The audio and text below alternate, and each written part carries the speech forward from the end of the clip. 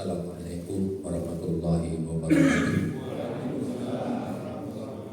Bismillah walhamdulillah wassalatu wassalamu ala rasulillah nabiyina Muhammadin ibn Abdillah wa ala alihi wa ashabihi wa mawala. Asyhadu an la ilaha illallah wahdahu la syarika lah wa asyhadu anna Muhammadan abduhu wa rasuluhu la nabiyya ba'da alladhi khassahu bi syafa'ah. Allahumma shalli wa sallim wa barik ala nabiyil karim nabiyina Muhammadin sallallahu alaihi wasallam wa ala alihi wa sahbihi wa sallim wa taslimin katsiran. Bapak-bapak dan jamaah sekalian yang saya hormati, yang semoga selalu berada dalam lindungan Allah Subhanahu wa taala. Puja-puji syukur senantiasa mari kita perbanyak, kita panjatkan kehadirat Allah Subhanahu wa taala. Karena sesungguhnya hanya karena nikmat, rahmat dan karunia dari Allah sehingga kita mampu melaksanakan segala apa yang kita cita-citakan, yang kita niatkan, dan berhasil dengan kebaikan-kebaikan. Semoga dengan rasa syukur itu Allah semakin menambahkan nikmat yang lain untuk bekal kita semakin baik di dalam beribadah kepada Allah Subhanahu wa taala. Salam dan salam semoga selalu dicurahkan kepada suri tauladan kita semuanya, Nabi Muhammad Rasulullah sallallahu alaihi wasallam, dan juga kepada para keluarga beliau, para sahabat-sahabat beliau, kepada para tabi'in, tabi'un tabi'in dan alim ulama yang istiqomah mewarisi, melanjutkan perjuangan risalah beliau sehingga agama ini sampai kepada kita semuanya. Dan juga salat dan salam semoga selalu dicurahkan Allah Subhanahu wa taala kepada seluruh pengikut beliau, umat beliau sampai hari kiamat termasuk kita. Mudah-mudahan kelak kita mendapatkan selamatnya di yaumil kiamat. Amin ya Allah ya rabbal alamin. Bapak-bapak dan jamaah sekalian yang saya hormati, pada malam hari ini jadwalnya sebenarnya saya menggantikan atau tukar ya, karena jadwal yang malam hari ini umroh, kemudian jadwal malam Sabtu ketiga umroh, kemudian tukar jadwal. Biasanya saya Sabtu bukan keempat. Ya alhamdulillah saya di bukan kedua kosong, kalau bukan ketiga sudah terisi. Tidak mengurangi rasa hormat dan kekhusyuan kita kepada yang harusnya bertugas pada malam hari ini.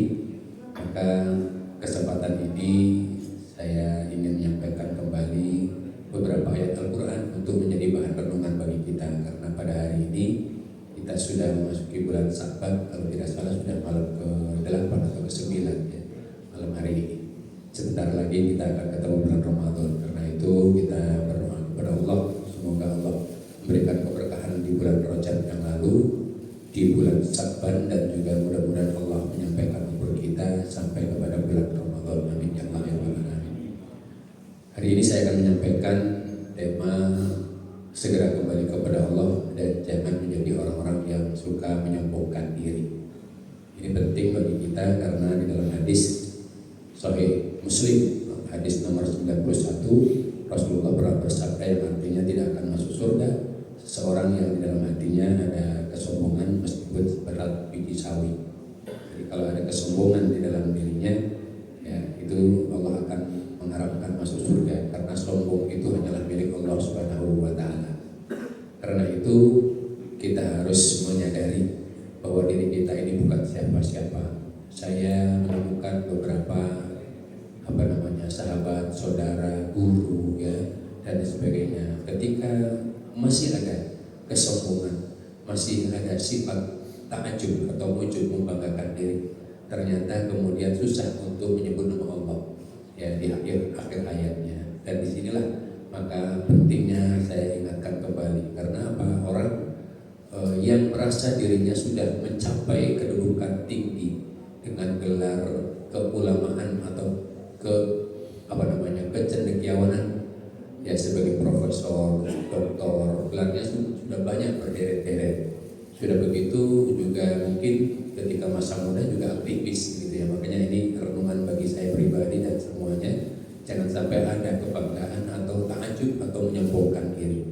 Karena ketika di masa tua ya, masih ada sifat sombong tersebut, ternyata kemudian segala yang dicapainya itu menjadi sebab suka meremehkan orang lain. Karena dalam hadis yang lain, sombong itu diantaranya adalah menolak kebenaran dari Allah dan suka merendahkan atau meremehkan orang lain.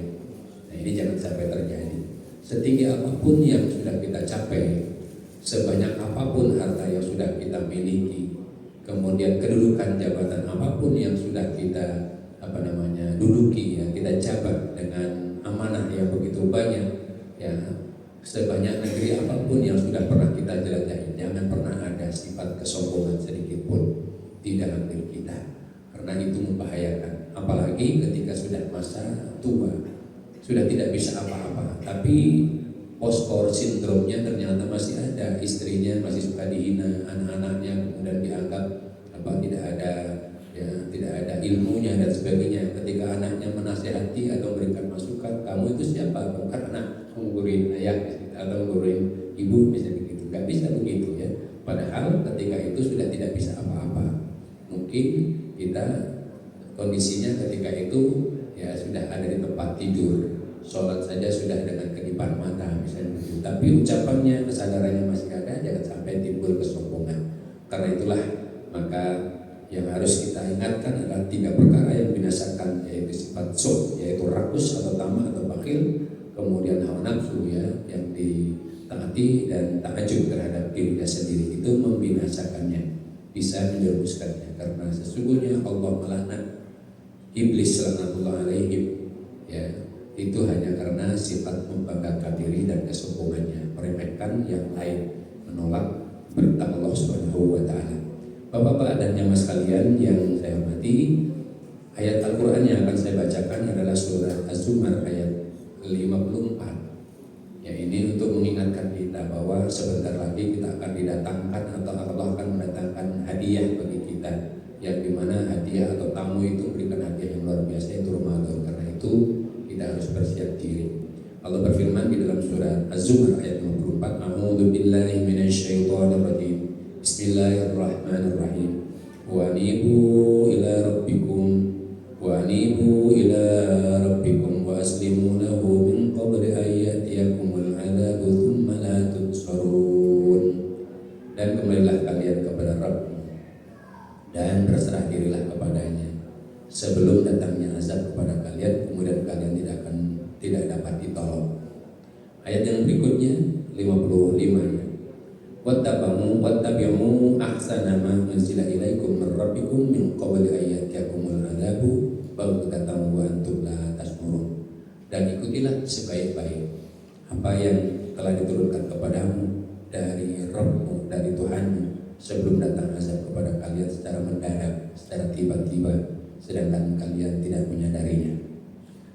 Antakula nafsu ya hasrata ala ma faradtu fi jambillahi wa in kunta laminas syakhirin. Agar jangan ada orang yang mengatakan, alangkah besar penyesalanku atas kelalaianku di dalam menunaikan kewajiban terhadap Allah, dan sesungguhnya aku termasuk orang-orang yang mengolok-olokkan agama Allah. Maksudnya ketika itu orang menyesal dengan mengatakan, alangkah besar penyesalanku, ya, terhadap apa yang telah lewat. Dan ketika di dunia suka memperolokkan agama Allah atau hukum-hukum dari Allah Subhanahu wa taala. Au taqula law anna Allaha atani lakuntu minal muttaqin. Atau agar jangan ada yang berkata, sekiranya Allah beri petunjuk kepadaku, tentulah aku termasuk orang-orang yang bertakwa.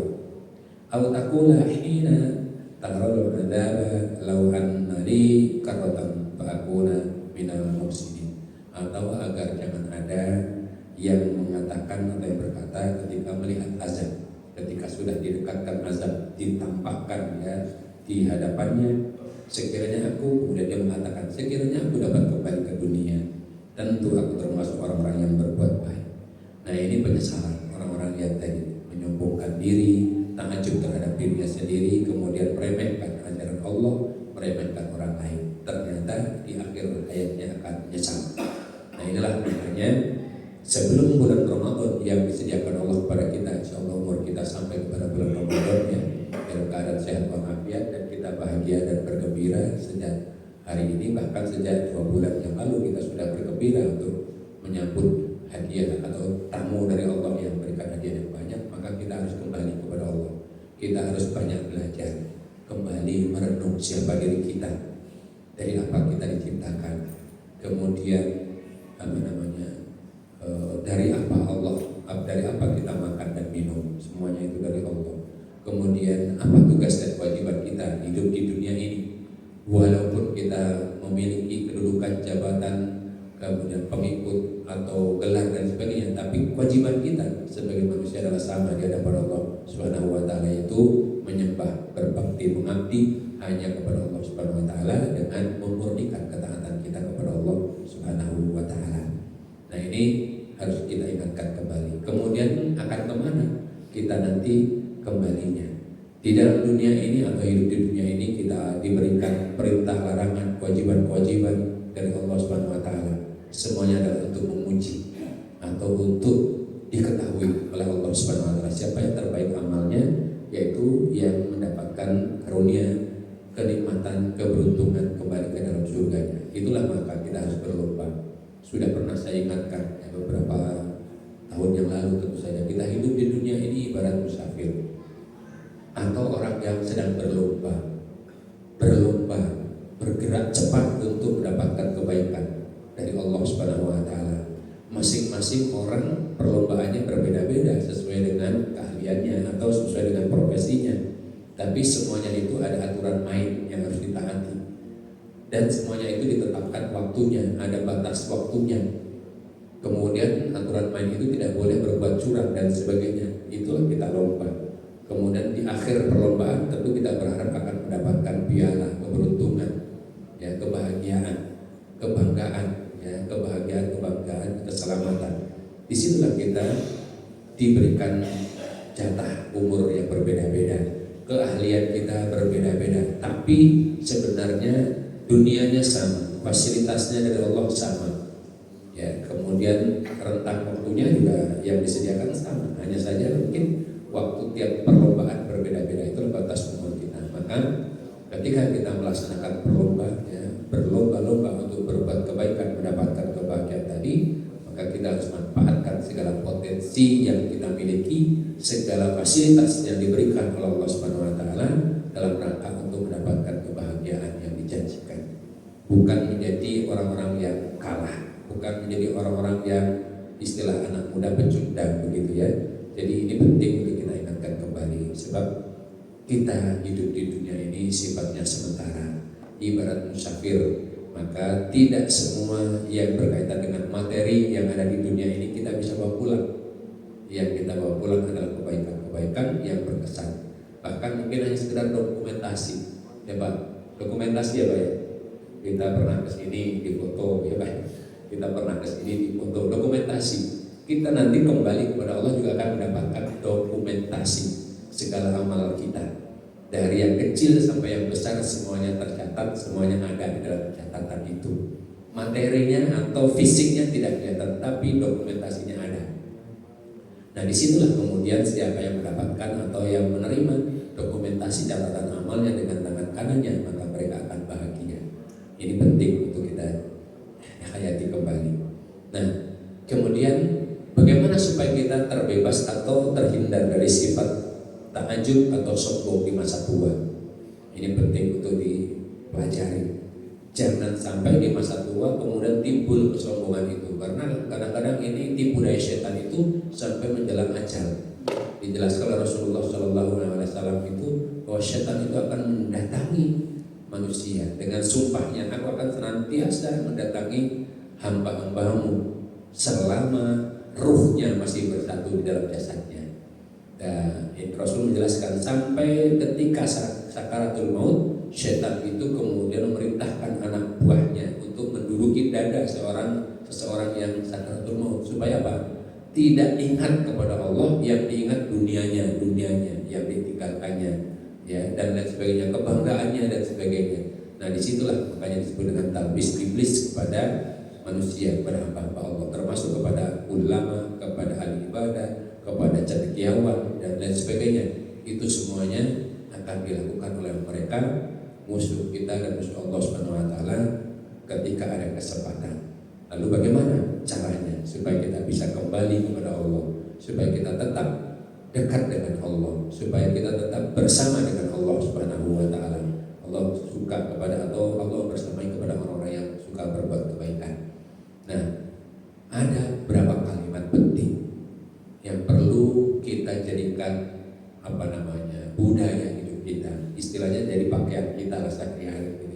dimanapun dan kapanpun 6 kalimat ini jangan pernah lupa.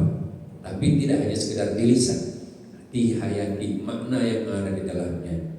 Pertama adalah bahwa Allah Maha Suci. Artinya Maha Suci, kita harus selalu mensucikan jiwa kita. Bagaimana mensucikan jiwa kita? Ia mensucikan Allah Subhanahu wa Ta'ala dengan banyak bertasbih. Meskipun kita sudah dilatih bertasbih di pada sholat, ya, setiap pada sholat kan kita bertasbih 33 kali, ya. Tapi ini tidak hanya di ketika sholat, dimanapun kita berada. Maka Rasulullah juga mengajarkan ketika kalian dalam perjalanan, ternyata dalam perjalanan itu ketemu turunan ya, jalan menurun ya, yang bisa jadi nanti remblong dan sebagainya, kayak kejadian yang di Ciawi kan, jadi ketika ketemu jalan menurun maka ucapkanlah subhanallah, subhanallah, subhanallah. Ya, ini penting ya. Jadi kita harus membiasakan seperti itu. Kemudian ucapan-ucapan ini harus dijadikan kebiasaan kita dimanapun berada, bahwa Allah itu Maha Suci, mensucikan Allah Subhanahu wa Ta'ala dengan banyak bertasbih. Subhanallah, subhanallah, subhanallah. Jadi begitu ya, jangan sampai kemudian kita lengah. Tapi makna kalimat ini harus dihayati. Allah Maha Suci, Allah Maha segalanya, dan hanya bisa didekati dengan rahmatnya, yaitu supaya kita mendapatkan keridhaannya dengan kesucian hati, kesucian lahir dan batin. Sudah pernah kita jelaskan di Sabtu yang lalu ya, tentang bagaimana penghalang-penghalang rahmat dan kasih sayang Allah atau ijab ya, kasih sayang Allah terhadap hambanya, yaitu diantaranya harus bersih hati kita, bersih pakaian kita, bersih jiwa kita ya, dan badan kita tentu saja. Nah ini pertama kalimat itu. Kemudian yang kedua, kita harus selalu bersyukur terhadap nikmat Allah.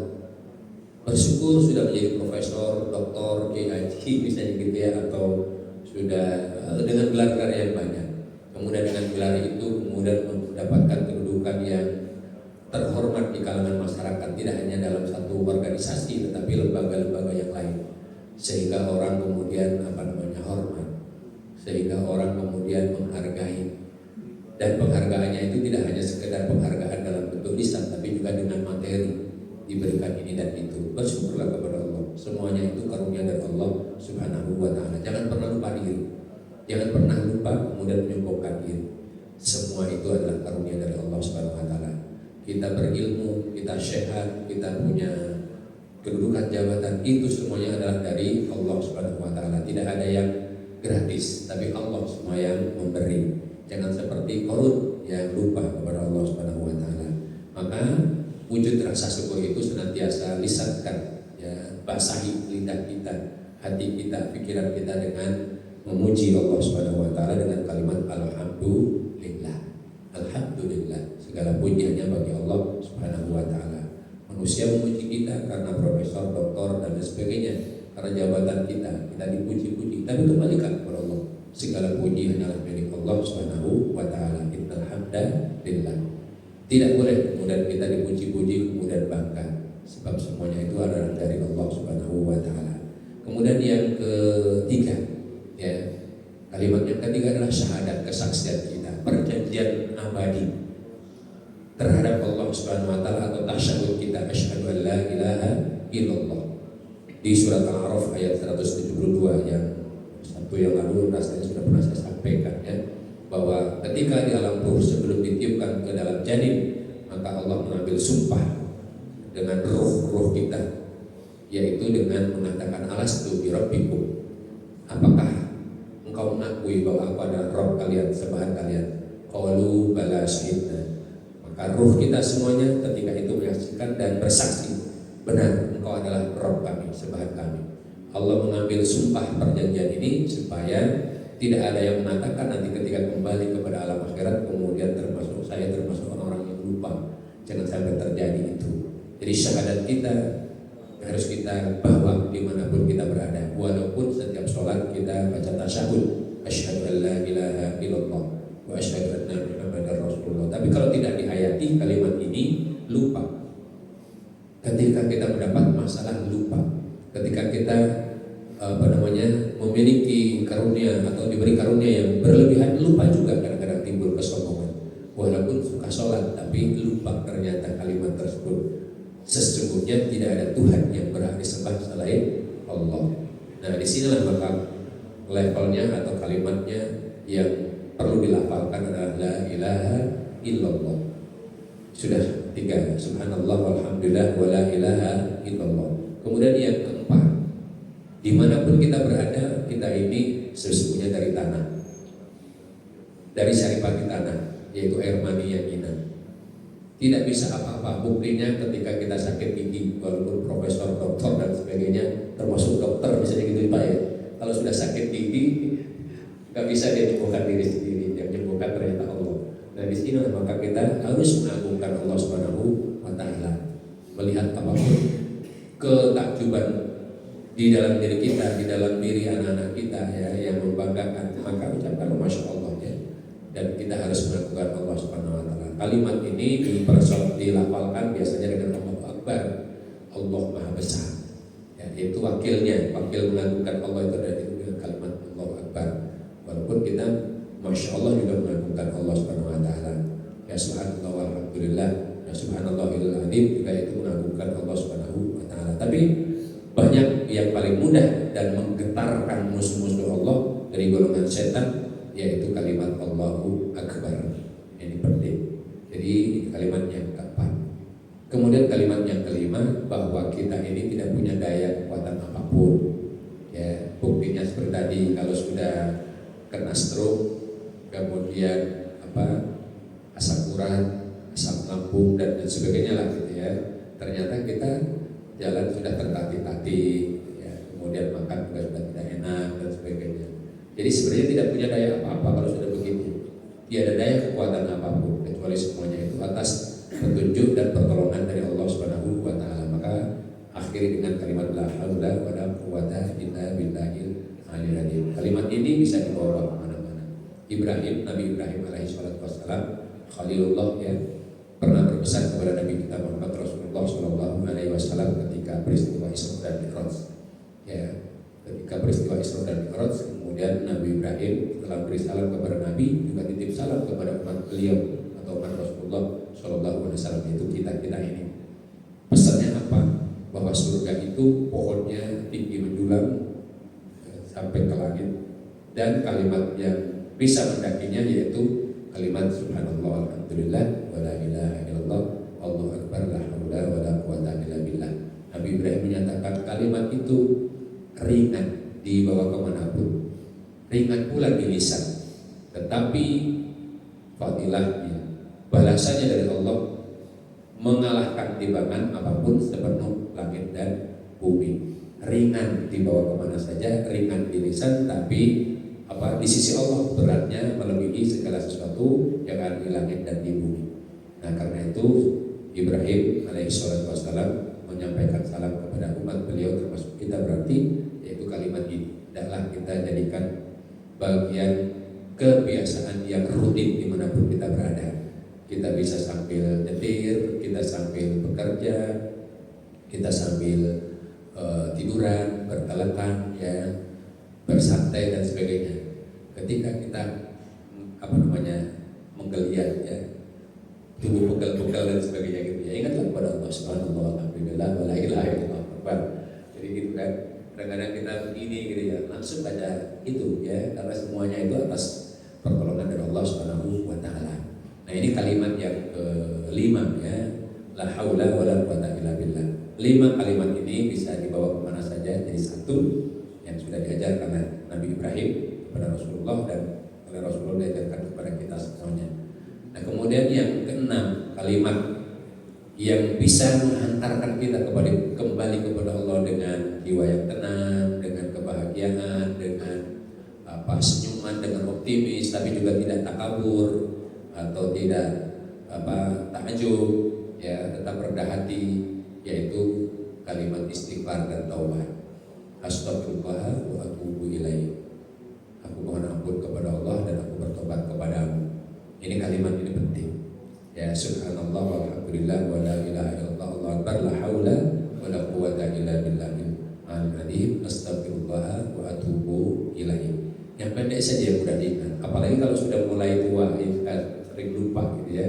Gak usah diajarkan yang berat-berat gitu ya, yang ringan dibawa kemana saja, dan itu menjadi tanggungan di hadapan Allah Subhanahu wa taala yang besar urusannya, pahalanya di sisi Allah Subhanahu wa taala. Ini yang saya sampaikan kepada orang-orang yang setiap keluarga yang meminta supaya dibimbing orang tuanya atau saudaranya atau kerabatnya yang sudah payah, ya, walaupun masih muda tapi sudah payah, misalnya tidak bisa bergerak, kemudian hanya menangis dan sebagainya. Nah, kalimat ini yang saya ajarkan, yang kita pesankan, dan dia harus mengikuti, harus mampu untuk melafalkannya dengan benar, dengan fasih, dibimbing terus-menerus. Saya pesankan ini kepada keluarga-keluarga siapa saja yang sudah tadi ya mengalami kepayahan ketika mengalami sakit, tidak perlu yang lain-lain. Jadi kalimat ini harus kita biasakan, ya. Tapi kalau ada kesombongan, sekali lagi bapak-bapak dan saudara, kalau ada kesombongan selama hidupnya, dibimbing dengan pelan, susah mengucapkannya, seperti terganjal, seperti lupa, tiba-tiba ngeblank. Tapi ketika diajak ngomong masalah dunia, nyambung lagi dia, gitu ya. Diajak ngomong dunia tentang ilmu, nyambung lagi dia, masih nyambung, kemudian masih bisa bicara. Tapi ketika diajak menyebut nama Allah, berat. Nah, ini ciri-ciri ada kesombongan, ada ketahajuban terhadap dirinya sendiri. Maka kita telusur kadang-kadang. Setelah itu kita anjurkan supaya menerima apa kondisi yang saat ini kita hadapi, kemudian berserah diri kepada Allah, yaitu dengan mengucapkan tadi astagfirullah wa atubu ilaih, mohon ampun kepada Allah. Dan kemudian hendaklah kemudian memaafkan siapa saja yang pernah berinteraksi dengan kita. Kalau laki-laki atau seorang bapak atau seorang kakek, yang memaafkan istrinya dengan segala kekurangan dan kelemahannya, karena mungkin ketika melayaninya tidak sesikap ketika masih muda, kan begitu. Dan kemudian marah-marah, dipanggil terlambat sudah marah-marah. Nah, itu jangan sampai terjadi. Ini penting supaya kita menjadi orang yang biasa dan di masa tua bisa melafalkannya dengan pasti. Saya selalu ingatkan masalah ini terus-menerus. Ya, kita punya kewajiban untuk mentalkin orang tua kita atau orang-orang yang sudah payah tadi. Nah, mentalkin itu ya membimbing dengan kalimat-kalimat thayyibah, dengan kalimat-kalimat yang urusannya besar di sisi Allah Subhanahu wa taala, termasuk kalimat tadi.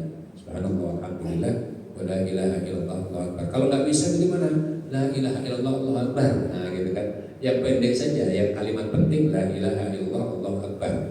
Ya, itu aja. La ilaha illallah, Allahu akbar. Kalimat itu kadang-kadang ada yang pajangan juga, ternyata kalimat subhanallah walhamdulillah wa la ilaha illallah Allahu akbar la haula wa la quwwata illa billah astagfirullah wa atubu ilaih. Ternyata berat juga kalau sudah kepayahan. Maka yang pendek yang mana? La ilaha illallah Allahu akbar. Nah, itu harus kita biasakan. Insya Allah kalau kita membiasakan dan itu menjadi pakaian kita, keseharian kita, kebiasaan kita, dimanapun kita berada, kalimat itu akan meluncur dengan cepat. Walaupun tubuh kita di luar kesadaran, maka meluncurlah kalimat itu. Ya, saya masih ingat ketika dulu pulang dari Irian, tugas Irian itu ya terindikasi karena penyakit malaria tropika. Yang kalau kena penyakit itu orang kemudian suka panasnya tinggi. Akhirnya dia ngomong tak karuan kemana-mana. Ya, saya mengalami itu. Tapi menurut ibu mertua saya dan juga istri saya, ya, saya teriaknya itu jingkrak-jingkraknya di tengah siang hari bolong itu ya, Allah Akbar, Allah Akbar, astagfirullah, Allah Akbar gitu ya. Itu kadang-kadang kita tanpa sadar gitu ya. Saya masih diingatkan ketika itu. Saya sakit itu kurang lebih 5 bulan setengah, sehingga saya keluar dari pegawai negeri. Saya mengajukan pengunduran diri karena sakit lama itu. Seperti itu. Padahal ternyata sebenarnya ya setelah dicek di Bogor ya, sampai seluruh dokter di Bogor itu semuanya nyerah. Supaya dibilang bapak ini kayaknya nggak boleh balik ke Irian, dia bapaknya terlalu aktif dakwah ke pedalaman. Memang ya, saya kan dakwahnya ke pedalaman terus tuh. 2 minggu sampai di sana udah dijemput keliling-keliling kemana-mana ya, teman-teman Muhammadiyah itu semua kemudian minta kita dakwah tauhid di sana. Ternyata sampai ke situ ya. Tapi saya tidak yakin itu gitu ya.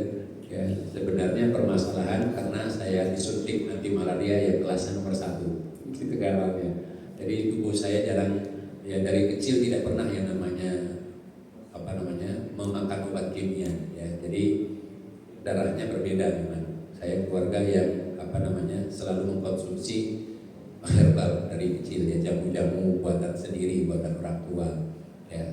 Ketika itu cerita sedikit ya, cerita sedikit bukan untuk takjub tapi untuk pengalaman saja, untuk pembanding. Ketika itu ya belum ada yang bisa nyetir mobil, saya tugas di sana, teman-teman saya tugas dari Bogor, dari BB, dari mana-mana itu ditugaskan di Irian itu. Ada yang sakit 2 orang, satu dari Bali, yang satu dari Cibadak. Kemudian dia lebih dulu dari saya berangkatnya. Itu sudah sakit sudah lama, sudah hampir 4 bulan terkena malaria. Kalau sudah kumat ya memang tadi ngomong gak karuan gitu ya, racau gak karuan. Di sore hari ternyata kumat pada hari itu. Ya kemudian menjelang maghrib lah, kira-kira 30 menit sebelum maghrib harus dibawa ke mantri. Di sana belum ada puskesmas, belum ada dokter, dibawa ke mantri. Mantrinya orang dari Ternate, teman keliling-keliling tadi, teman keliling-keliling dakwah ya, pedalaman.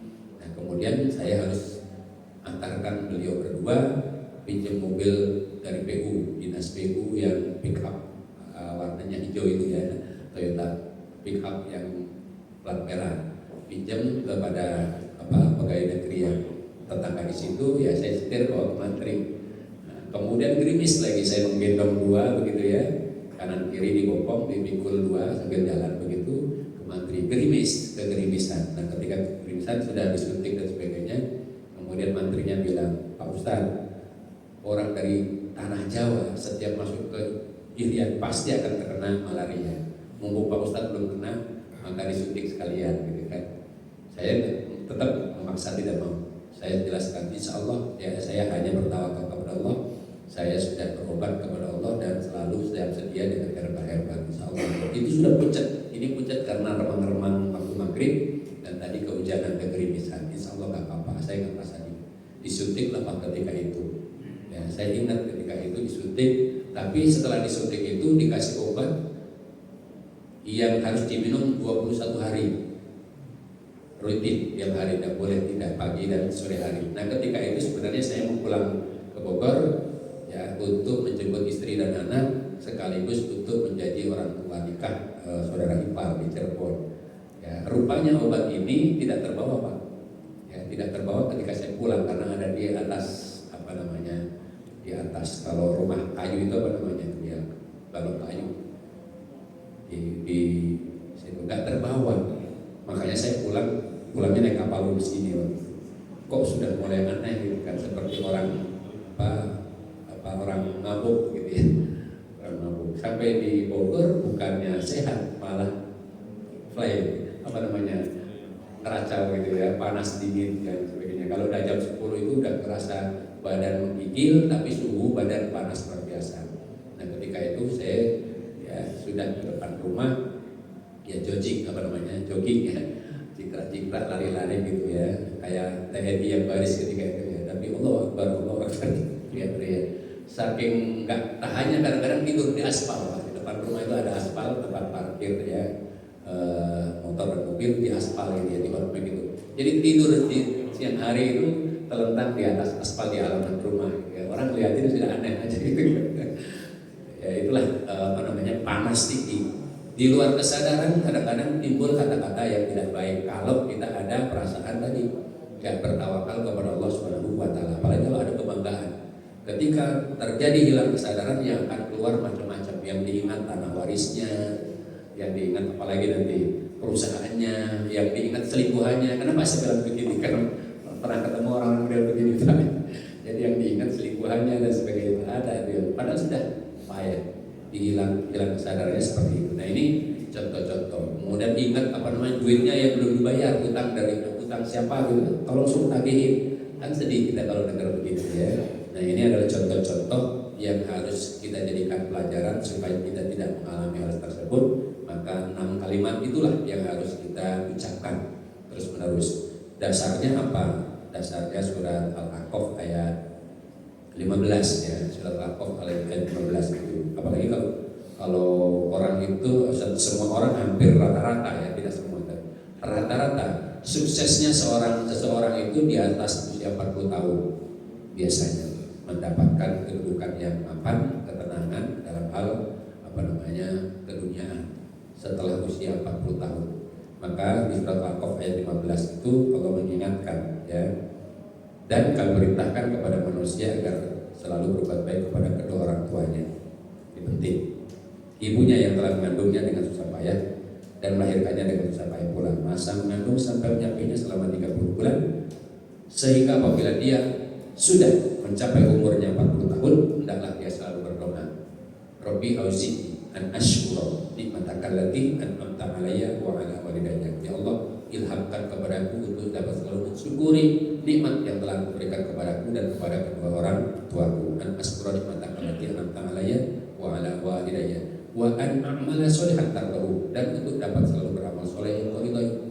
Wa an a'mala sholihan tardahu wa aslih li fi dzurriyyati, dan berikanlah kebaikan kepada anak-anak cucu keturunanku supaya sukses juga, maksudnya begitu ya. Wa aslih li fi dzurriyyati inni tubtu ilaika, sesungguhnya aku bertobat kepadamu, wa inni minal muslimin, dan aku berserah diri hanya kepadamu. Ini kalimatnya, ya, wujud dalilnya dari Allah itu. Kalimatnya tadi subhanallah walhamdulillah wala ilaha illallah wa akbar la haula wala quwwata illa billah. Allah nyatakan ayat berikutnya, ulaikal ladzina nataqabbalu anhum ahsana ma alaihim amilu wa natajawazu an sayyi'atihim fi ashabil jannah wa'da sidqil ladzi kanu yu'adun. Mereka itulah orang-orang yang kami terima amal baiknya yang telah mereka kerjakan, dan orang-orang yang kami maafkan kesalahan-kesalahannya, mereka akan menjadi surga, akan menjadi penghuni surga. Itulah janji yang benar yang dijanjikan Allah kepada mereka. Nah ini, jadi kita harus selalu melantunkan kalimat-kalimat pujian, kalimat bersyukur, kalimat syahadat atau tahlil, ya, kemudian mengagungkan Allah, kemudian tiada daya kekuatan kecuali dari Allah, dan istighfar, taubat kepada Allah Subhanahu wa taala. Dengan 6 kalimat ini mudah-mudahan kita memasuki bulan Ramadan dalam keadaan suci bersih, dan kita siap untuk menerima segala pahala, fadilah, hadiah dari Allah Subhanahu wa taala, terutama malam Lailatul Qadar. Amin ya rabbal alamin. Demikian yang dapat saya sampaikan. Mohon maaf apabila ada kesalahan-kesalahan. Semoga kebenaran dari Allah, kesalahan dan kekeliruan ada pada saya. Karena itu kita berdoa, subhanakallahumma wa bihamdika asyhadu an la ilaha illa anta astaghfiruka wa atubu ilaik. Terima kasih. Billahi taufiq wal hidayah. Assalamualaikum warahmatullahi wabarakatuh.